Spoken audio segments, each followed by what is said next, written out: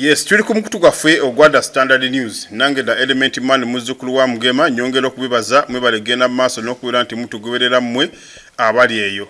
Njagala okutegeeza gwe wenna andaba nti subscribinga ate olaikinge gwegenda ku TikTok onoonye da Standard News nange da Element Man ate oveeyo ogende ku YouTube nayo osobola okubeera nga otugoberera. Nebaza mwenna bagenda maaso n'okubeera nti mutufollowinga emboozi mundoza muziraba zengenda maaso n'okubeera nti mbawa ate nammwe ne mugenda maaso n'okubeera nti muziraba kwegamba tubikola kasavu kanyama tukuwa kino tukuwa kiri tukuwa kino tukuwa kiri nawe n'osobola okubeera nti onyumirwa. Ate nno njagala okutegeeza gonnako olwaleero banafe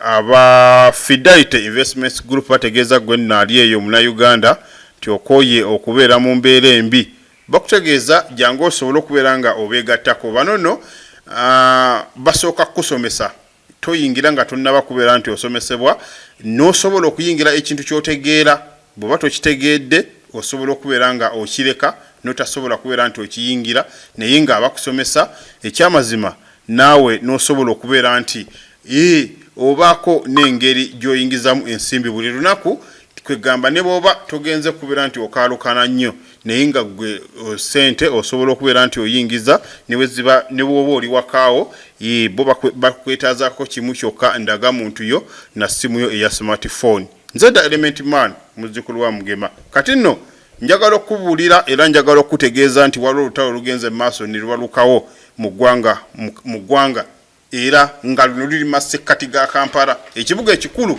eky'e Kampala.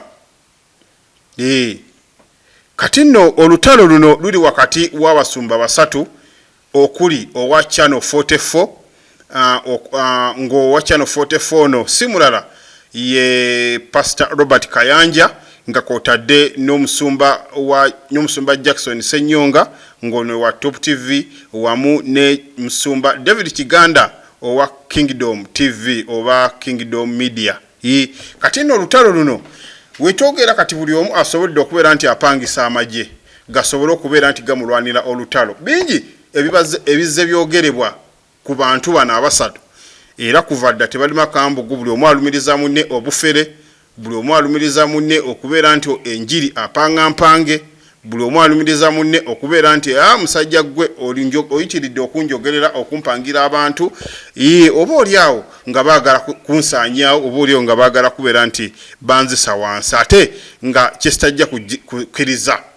Olutalo nno olw'abantu bano ne Kiganda okutuuka okubeera nti aluyingiramu ate n'alaga sayidi nti nange kambeeko ebbanga lyonna ndudde nga nsirise nange kambeeko n'engeri nange gyengezaako okubeera nti ndulwana lwavudde kubeera nti omukulu Jackson omukulu Pastor Robert Kayanja alina issue ze ezigenda maaso mu kooti nga waliwo abalenzi abamu abamulumiriza okulinga Reagan n'abalenzi abalala. Ensonga zino wadde ziri mu kooti ne tujja kubeera nga tuzikonako mpola mpola. Bano nno balumiriza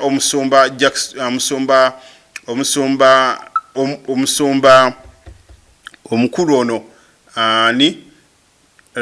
Robert Kayanja nti alina engeri gye yakwatamu abaana ab'obulenzi oba oliawo n'abaako n'engeri gy'abayisaamu era ensonga zino ziri mu kooti era nga gye buvuddeko Robert Kayanja yaliko mu kooti ne Jackson Senyonga.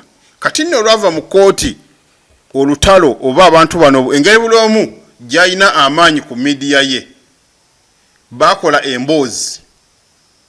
Kati wakati mukola emboozi eyali mu kooti Kayanja agamba nti emboozi eno ekyamazima teyali ntuufu okusinzira ku ebyo ebyateekebwa nga zino alumiriza TV 2 okuli eya Top Media nga kwotali ne KTV Media nga nno abantu bano nga okwegamba baali bakuba omusumba Robert Kayanja engeri gye byali mu kooti wabula engeri Kayanja yagamba nti gyerabamu emboozi eno teyali nnuŋŋamu. Kayanja nno bw'atyo n'awalirizibwa okubeera nti agenda mu kooti okuwawabira munnamawulire eyali mu kooti mu kaseera ako. Kati nno kino nno kyekyongedde okubeera nti kitaanuula media zino ebbiri kati n'omukulu Kiganda naye naavaawo n'agamba nti musajja gwe tojja kutumanyira leka kulowooza nti ojja tulinnyako tutunule butunuzi ng'agamba Kayanja olw'okuba nti atutte munnamawulire mu kkooti ate n'atwala ne Channel 44 mu kkooti n'atwala ne Kingdom Media mu kkooti ne Kiganda n'agamba nti musajja gwe tojja naye kutulinnyako gulowooza ebimu tetubimanyi bwato naye n'avaayo n'alaga sayidi eyiye ate ne baba bakyali awo n'omukulu ono owa Top Media Jackson Ssenyonga naye n'avaayo n'agamba nti naye omusajja gwe lwaki ogenda maaso n'okutiisatiisa abantu togenda kubeera ng'otiisatiisa bannamawulire wano baleke bakole omulimu gwabwe kooti yeneesalawo ani omutuufu ani atali mutuufu njagala okutegeeza nti mu kaseera kano olutalo ate lweyongedde maaso n'okubeera nti lunyinyiitira era nga mu kaseera kano buli omu oba buli muntu kati essaawa zino abantu bano bapangisizza amagye oba tugayite n'amagye gaku ttaka okugenda kwegamba bapangisizza amagye ag'oku ttaka amagye ag'omu bbanga n'ennyonyi namunkanga okugenda maaso n'okubeera nti balwana olutalo luno balabe wa gye lunaagenda maaso n'okubeera nti lugguka ate njagala okutegeeza bino no bagenda maaso n'obbirwana naye ensonga zino ziri mu kkooti emengo kkooti yegenda maaso n'okubeera nti eziwuliriza buli sayidi okumanya ensobi eri luddawa kati nno mu kaseera kano mu mbeera eno pasita Kayanja yavuddeyo alina akatambi mwanattu ke yagenze maaso n'okubeera nti ayogera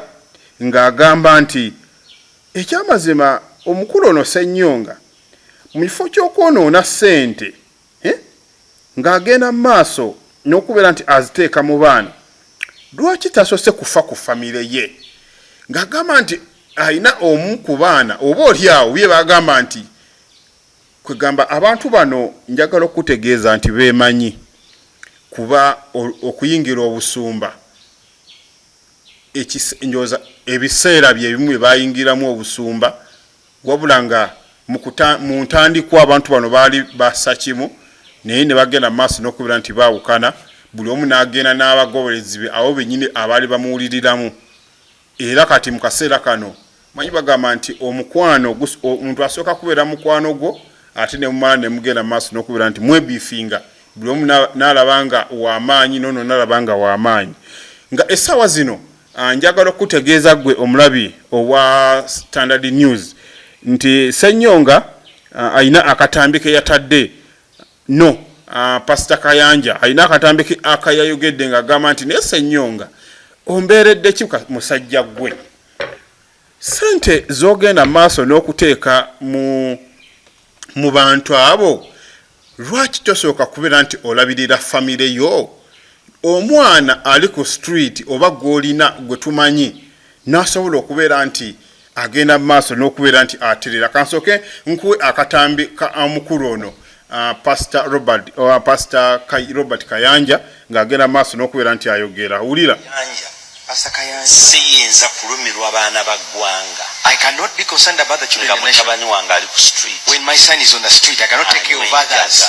When my son is a drug addict and then sisobola.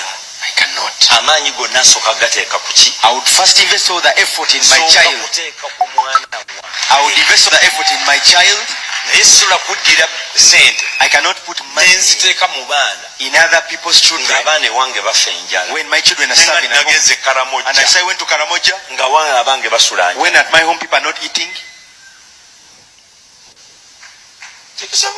it is impossible. It's impossible. You're concerned about other people's children, but your own child yeetunda kati n'omuleka n'abeerayo gwe n'ogenda olabirire bano b'otamanyi gye baabazaala waliwo ekikyamu something is wrong. waliwo ekikyamu kinene something is greatly wrong. kubanga Yesu yagamba He said, go into the whole world, mugende mu nsi yonna. but starting where? Naye nga mutandikira wa? In Jerusalem. Mu Yerusalemu. Otandikira ludda wa? Where do you start from? At home. Kale ojja kumbuuza omwana bw'omukolako n'agaana okola otya? What if you work on your child and it fails? Ng'omuleka. You leave them, you let them be. Ng'omuleka. You let them be. Tosobola. You can't give up on your child. Tosobola. You can't give up on your own child. Tosobola. Ng'omutabuti nti genda. You just give up on your child. Ekidiba kikola ki? Whatever doesn't sell, the seller enjoys it. Era obeera naye ku mugugu. Hey, you keep your child with you. Omwana wange wuuno. This is my child. Tanatereera naye Mukama amukolamu omulimu. Amen. Halo?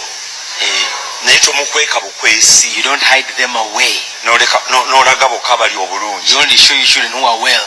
Kubanga naffe eno gye tuli. Even us, Ogezaako okuyamba. you're trying to help us. Tulina ebizibu. We have our own Ate issues. tetubikweka. And we don't hide our issues. Munansonyiwa.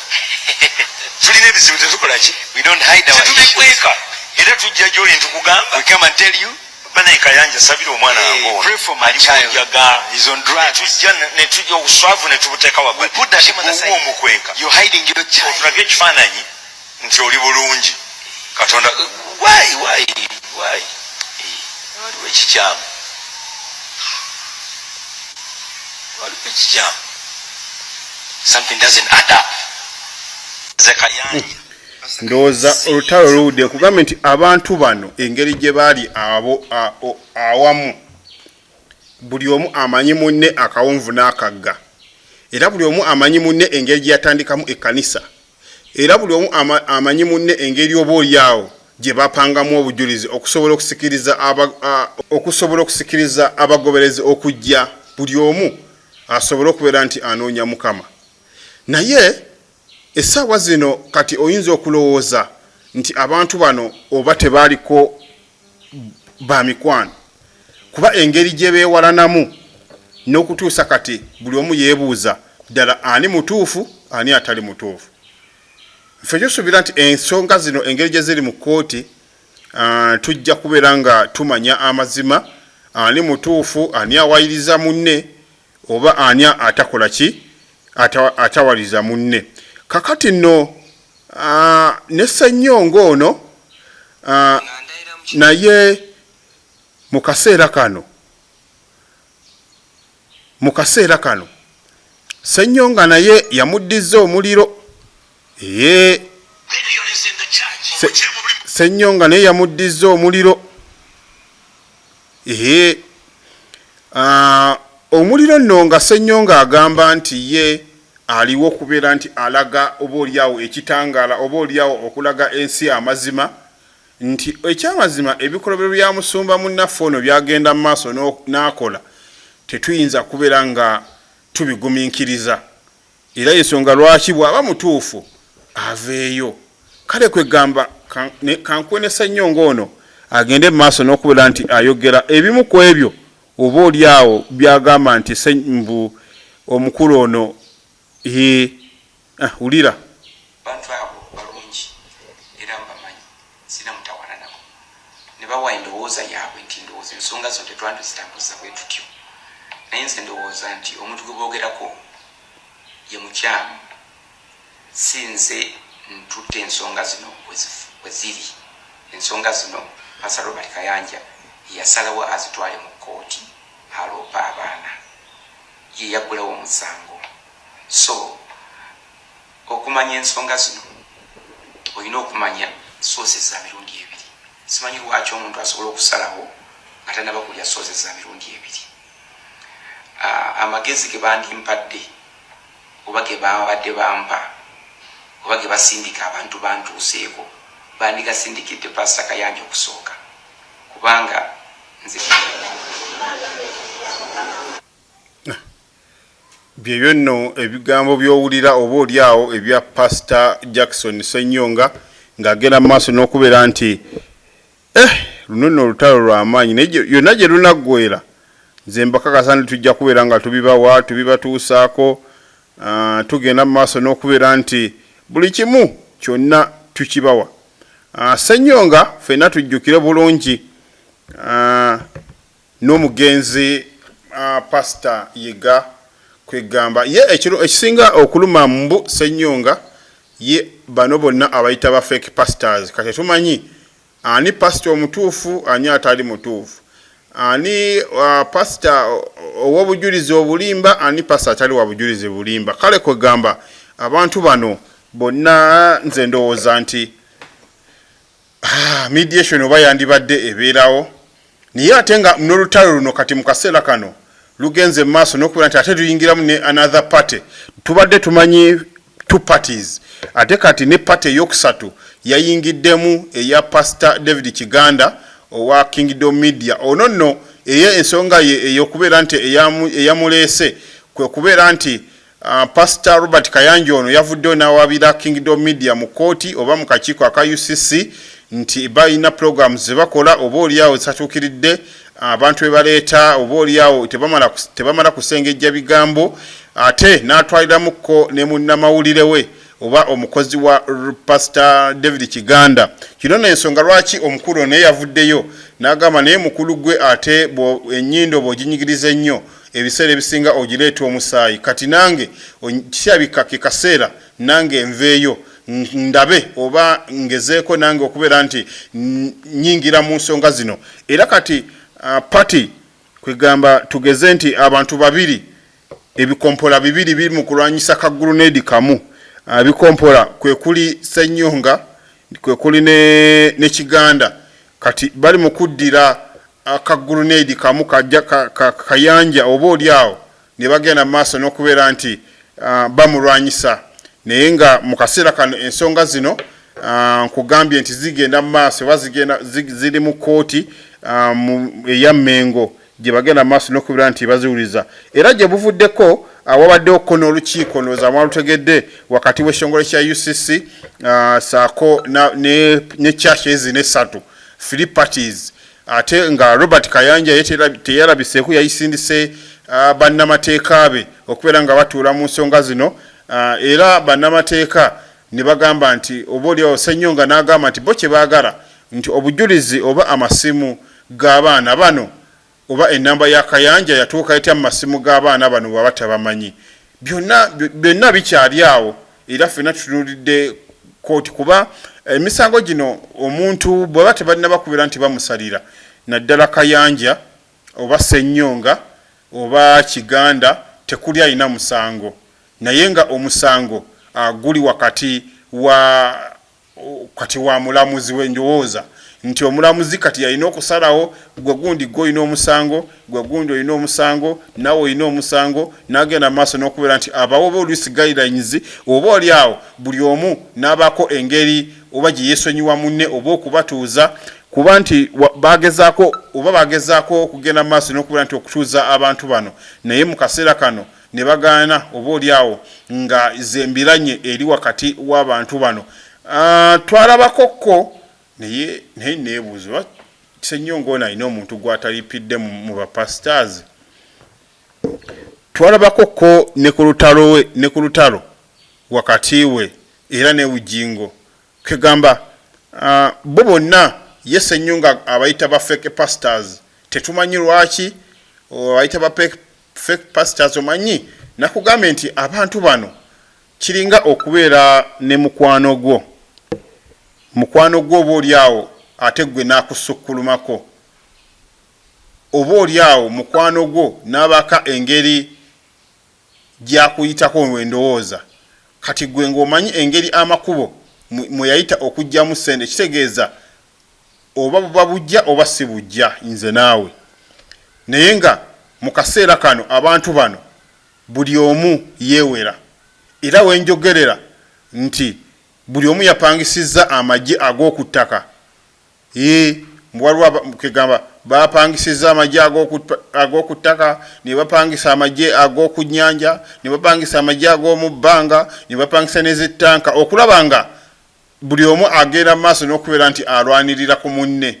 Magye ekyenno ge ŋŋamba bw'otulina ku social media olunaku olwaleero social media ejjuddeko abantu bano basatu era nga buli omu waali bwe tudda ku lutalo lwa Ssennyonga alina ba tiktokers bye yapangisizza okubeera nti bamulwanira olutalo lusobole okubeera nti lugguka. Ne tudda ne ku saidi y'omukulu Robert Kayanja naye yapangisizza ennyonyi ennwanyi nazo zisobole okugenda maaso n'okubeera nti zimulwanira olutalo luno asobole okubeera nti aluggusa. Era bw'otunuulira social media nga waliwo obutambi obuzze buvaayo nga bamu bakuba Ssennyonga ate abalala nga bakuba Kayanja. Kayanja wayogera kino Ssennyonga ayogera kino, Kayanja wayogera kino Ssennyonga ayogera kino. Zezo nno amagye oba oliawo ge bapangisizza okubeera nti buli omu waali avayo alwanirire munne ng'agamba nti ekyamazima nze nsinga. Waliwo kati ssente ze zikola, alina ssente yagenda maaso n'okubeera nti awangula. Naye tetumanyi oba kooti simanyi oba kooti yeneeyimiriza bino byonna. Nze ndowooza nti olutalo luno lwandibadde lusooka luva ku social media ne basooka bo bennyini basooka ne bamala ensonga zaabwe, kuba kati ndowooza bwe mba ndowooza nti lwakuba nti bapastors naye ndowooza singa babadde baana ba booda bandibadde beetomera n'okwetomera olw'okuba nti gundi anjogerako naawe njogerako, olina abantu be bapangisizza nange nina abantu be napangisizza. Nze bwe ndowooza kuba olutalo lwakati w'abantu bano lwasooka kubeera mu kimugunyu nga beebunya ku kooti, badda ku kooti, bagenda ku kooti. Abamu ne batuuka n'okugamba nti Ssennyonga oba waliwo abamuwa ssente okwogera ku bintu bino ebiri mu kooti kuba nti abitutumudde nnyo, oba waliwo abamuwa ssente.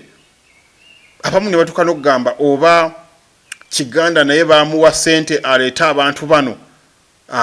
No gundi ono Ssennyonga Robert Kayanja oba naye bamuwa ssente okusobola okubeera nti aleete abantu bano baveeyo bagambe nti alina engeri gye yabakolamuko nga bo mu kintu oba oliawo gavumenti kyakola kye yagaana.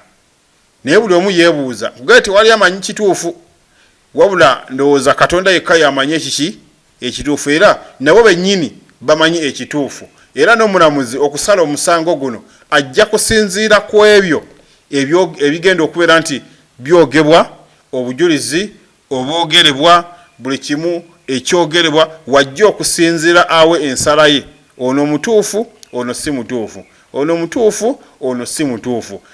Bwe ndowooza kuba ffenna tujjukira bulungi ebintu bino byatandikira kubeera nti in fact okuvaayo mbu Kayanja yavaayo n'atwala abantu bano mu kooti nga bavunaana omusango gw'okusaalimbira mu kukanisa ye.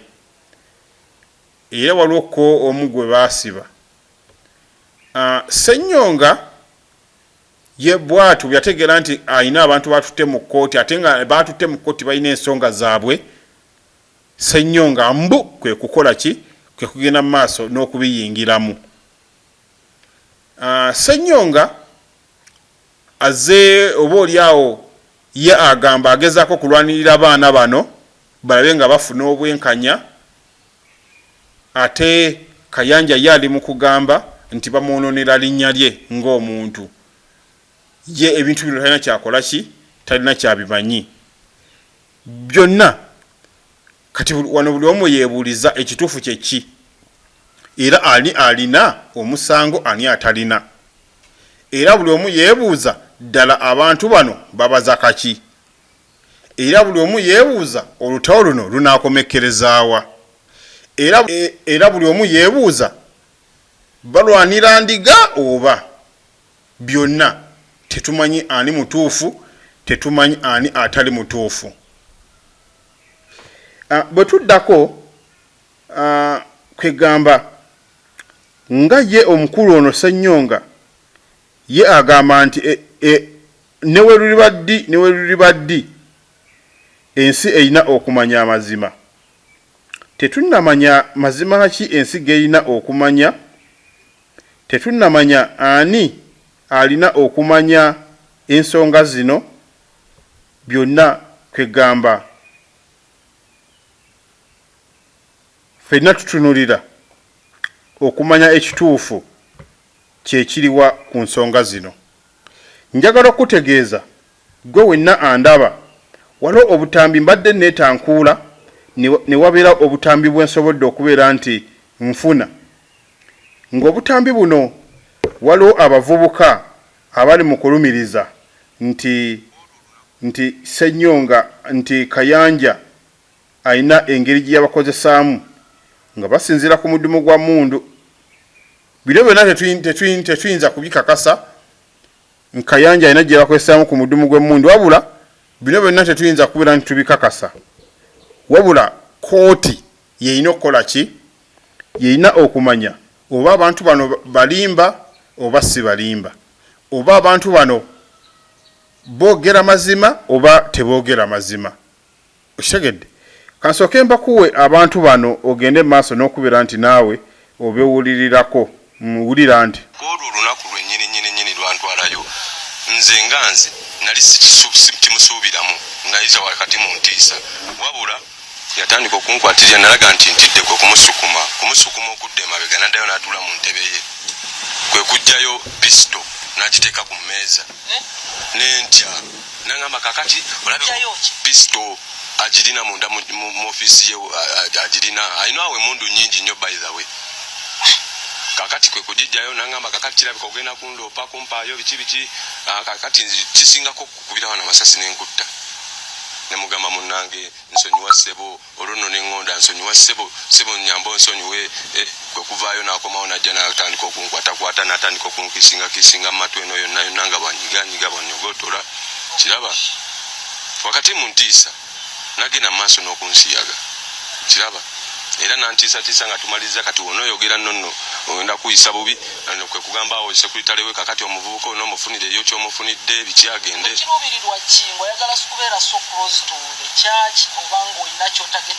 Nze nagenda okukanisa nga ngenze kulokoka lwaki nali mpise mu bulamu obutali bulungi mu nsi nga neegomba kuba nali dansa nga neegomba abadansa bazinira mu kkanisa nga nze nkimanyi nti omusajja alina amafuta kuba ebyo nali nabiwulirako dda naye nga sikikakasa kuba first time nali manyi agenda nakunzita busi. Nze nali manyi nti ate ono omusajja bwe bamwogerako birala kyakatta busi baana nayita wakati mu ntiisa yali yamaanyi ati nkoze emirundi gye sitamanyi ng'asasula anti wuliriza omuntu wakugamba nti bw'olimpaayo nja kutya kubeera kumu. Ekyokulala tuzze tulaba abaana bajja bavaayo okwogera ku nsonga eno engeri gy'abayisaamu, abasiba, ababuzaawo, abalala bafa, kiraba tebagwa eddalu, kiraba abagwisa eddalu nina bemmanyi bangi nnyo basudde eddalu. Nze sikyalina kutya, kiraba nze ntuuse okuvaayo nga ne wansuula eddalu kasitamba nga ntegeezezza omuzadde ali eyo alinayo omwana nze ne waba nga nzise naye nga ntegeezezza ensi ekiriwo kubanga n'ensi tugiryako makola ate n'ensi tosobola girya n'ogimalawo. Ndowooza owulira ebyo nno bye bigambo ebimu ku bigenda mu maaso n'okubeera nti byogerebwa ku musumba Robert Kayanja. Nkugambye nti ebintu bino tetunnamanya oba bituufu oba si bituufu, naye nga abalina okubeera nti bamanya boogera ekituufu ye kooti yeyina okubeera nti eraga ekituufu oba ono bye bamwogerako bituufu oba bye bamwogerako si bituufu. Byonna kooti yeyina okukola ki? Yeyina okugenda mu maaso n'okubyogera nga wakati mu kugenda mu maaso n'okubeera nti esala omusango okumanya oba ddala omukulu ono abantu bano yabatuusaako obulabe oba nedda. Wabula mu kaseera kano nga bwe nkugambye nti buli omu waali apangisizza ki? Apangisizza amagye. Bino byonna era mbikuwa nga njagala okulaga nti bino byonna bwemu ku magye oba oliawo agapangisiddwa. Simanyi oba ddala bituufu oba si bituufu. Kankuweeko n'akatambi akalala nako ogende mu maaso n'okubeera nti okawuliriza. Nga ndayira mu kino ekitabo ekitukuvu omusajja Robert Kayanja ali kutta abavubuka ab'enkya ab'omulembe oguddako.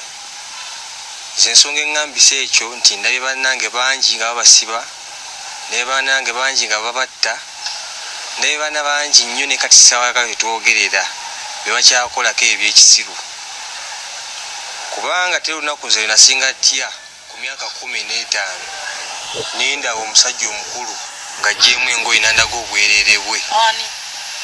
Robert Kayanja.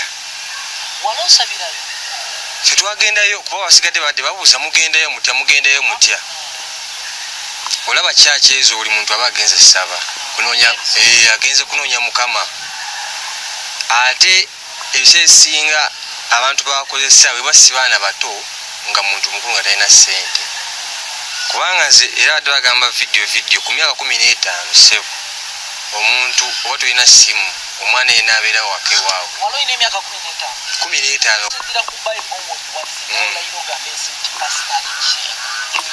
olaba mukulu Roni ayi mukama Katonda nga ndaba wansi w'olulimi lwange kirwatula byonna byenjogera temuli bulimba n'omulundi n'ogumu nti nsobola okubaleetera n'omu ku bazadde nannyonnyola ensonga zino nannyonnyola batya olugendo lutandika lutya okusinkana omukulu oyo wenkuteerayo kalikodingi wano akamu akajuzi oyinza n'owakana nti era ddoboozi twajinze ng'era bagamba liryasoose nange ninayo likodingi eyange naye yatwayemu nayo n'omukulu oyo atwaye information tugakuddira era otopingawo okwadde bayibuli naawe osinzirawo tutanya obutuufu bwabyo. Amanya n'eddoboozi Bayikimapengo tata wa Kayimane wango ndayira mu linnya lya Katonda omulamu ow'eggulu owa Isirayiri nti bye ngenda okwogera mazima sikakiddwa era amazima nga bwe gaali ku Kayanja okutandika okunsiyaga yesebo mukulu Roni.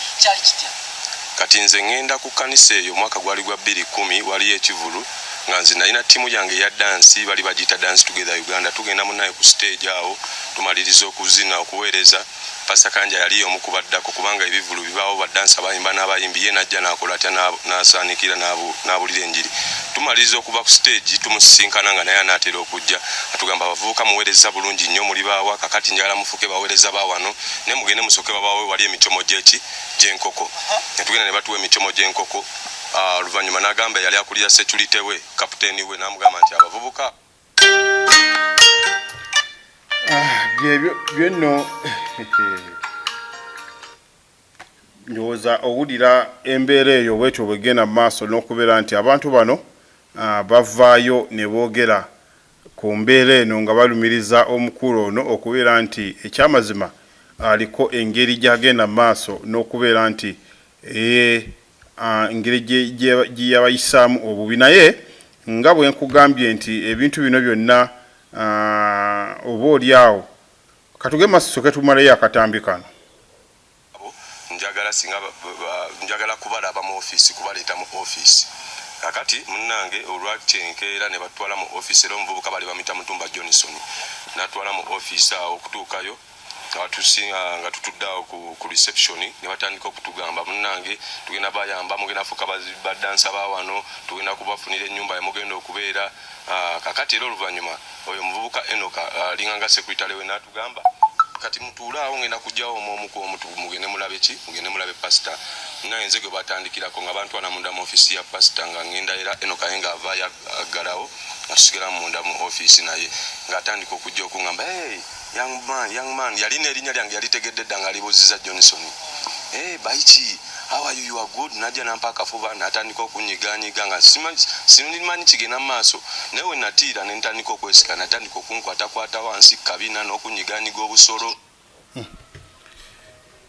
byebyo nno oba oliawo ebigenda mu maaso wakati w'enjuyi zino ebbiri wakati wa parties esatu okuli Pastor Kiganda ne Pastor Senyonga ne Pastor Kayanja olw'engeri nti buli omu kati essaawa zino alinga mulabe wa munne agenda mu maaso n'okubeera nti amwogerera bino nabiri naye abavubuka bano sijja kulowooza nti oba balimba oba tebalimba naye nga ekituufu nkugambye nti nange kennyini simanyi kituufu nze njagadde bbawa lutalo oluli wakati w'enjuyi zino ekyamazima bwe beesanga babula na kwetomera oba oli awo nti buli omu abula kugamba munne naye musajja gomberedde kirwaki tojja lumu ne tugenda mu wrestling buli omu n'asobola okubeera nti yeepima amaanyi ku munne kuba buli omu ate buli omu alina excess y'omuzindaalo onadda ku muzindaalo n'ayogera nono nadda ku muzindaalo n'ayogera kale kwegamba ne gubula asala oba buli omu n'agamba nti nze nkusinga tojja kunsinga nze nkusinga ffenna bwe tulowooza nti olutalo luno lwaviira ddala ku ngeri oba oliawo gundi we zajjamu Kayanja agenda n'ateekawo 77 dogs ndoza mujjukira bulungi ennaku ezaali ez'okusaba ko Ssennyonga naye n'agamba nti kanteekewo nange P5 era ne batandika okubeera nti Ssennyonga asaba P5 n'okutuusa kati agenda maaso n'okubeera nti asaba wano ne lutalo olukwolwo ne luyingiramu n'omugenzi Pastor Yiga naye n'aleeta olunaku lwe n'agamba nti kati mweba mutaddewo 77 dogs gwe n'oteekawo P5 nze kanteekawo university kuba university players nti omwana gyakoma okubeera olwo n'agamba nti kaŋŋende maaso n'okubeera nti nga nteekawo university olw'okuba nti omwana bw'aba asoma tasobola kubeera nti akoma mu P5 alina okweyongera paka ku university olwo olutalo gye lwava n'okusakata era kyova olaba nga n'omugenzi Yiga bwe yafa oba oliawo Pastor Jackson Ssennyonga bingi ebyamwogerebwa nti omuntu tasobola kufa ne bw'aba afudde alina ebikyamu bingi lwakiri wandibadde ng'omusaasirako ye yagamba nti omuntu ono engeri gy'abadde fake pastor ensonga ki tabadde tasobola kubeera nti amusabira olwo nno olutalo njagala okutegeeza gwe wenna andaba ku mukutu guno ogwada Standard News nti ne Kayanja ono naye bino oluvannyuma byonna naye alina engeri egiyaddizzaamu abantu bano omuliro oba oliawo ng'agamba nti baagala kumukonjera era abantu bano oba oliawo tabamanyi naye kankuwewulira. Million is in the church. You're not yet ready to be a pastor. You wake up in the morning and you call yourself a pastor. God is fed up. God is so fed up. You sell water. You sell brooms. You use the name of the Lord. God and the Holy Spirit is fed up.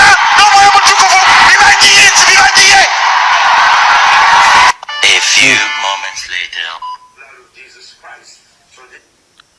Kati nno byebyo nno ebimu ku ebyo oba oliawo abantu bano bye bagenda maaso n'okubeera nti nga bo beeweereza olutalo luno nkugambye lingenda kubeera nga ndikutuusaako olutalo luno oluli wakati w'abasumba bano abasatu buli omu agenda maaso n'okubeera nti ayogerera munne nga yeebuuza ddala ekituufu kyekiriwa sigenda kubeera wano nga nsukkawo nze da Element Man muzzukulu wa Mugema nkusaba genda maaso ogere osubscribinge tuli ku TikTok nga kwotadde ne YouTube gwe gendayo ogende maaso n'okubeera nti osubscribinga omukutu guno Mukama abeere nammwe.